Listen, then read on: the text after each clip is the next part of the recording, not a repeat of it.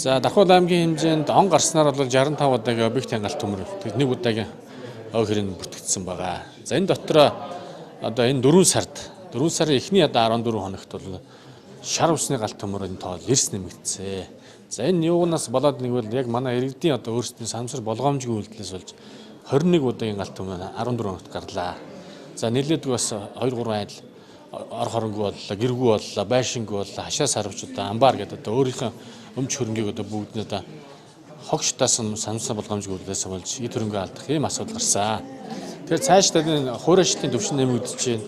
Ой хэрийн төмөр гарах эрсдэл олон бүр өдөр болгон нэмэгдэж байна. Иргэд бол одоо маш одоо анхаарал болгоомжтой хариуцлагатай баймаар байна.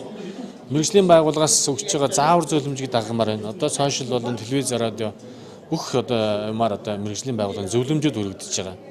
Тэнийг дагаж одоо хариуцлагатай баймаар байна. Шар усыг бол шатаахгүй байх ёстой. Хогийг шатаахгүй байх ёстой. Зориултын хогийн зэгт нь тээвэрлж хаях ёстой. За ингэж яагаад одоо алдаж одоо өөрсдийн өмч хөрөнгө шатаах, цаашлаад одоо хүний өмч хөрөнгө, эрүүл мэнд амнаас хохирох юм бол одоо эрүүг хайрцагт гэхээр ийм том хариуцлагатай байгаа шүү. Тийм учраас иргэд одоо энэ дээр анхаарал болгоомжтой байгаараа гэдэг онцгой анхааруулъя. Шууд одоо зөвшөөрсөн хогийн зэгт ачуулах хэрэгтэй. Энийг ерөөсөө шатаах ямар ч бол одоо энэ салхи шуурхтайг энэ үед ерөөсөө салхи хэрэгэл одоо нөгөө барилга байгууламжийн шатаан дахин одоо аюул эслэлийг бий болгодог ийм аюултай. Тийм учраас шар ус хогийг шатаан гэдэг асуудал ерөөсөө байхгүй. Тийм учраас зориултын хогийн зэгт ачуулах хэрэгтэй шүү гэдэг аль биесээс анхаарал.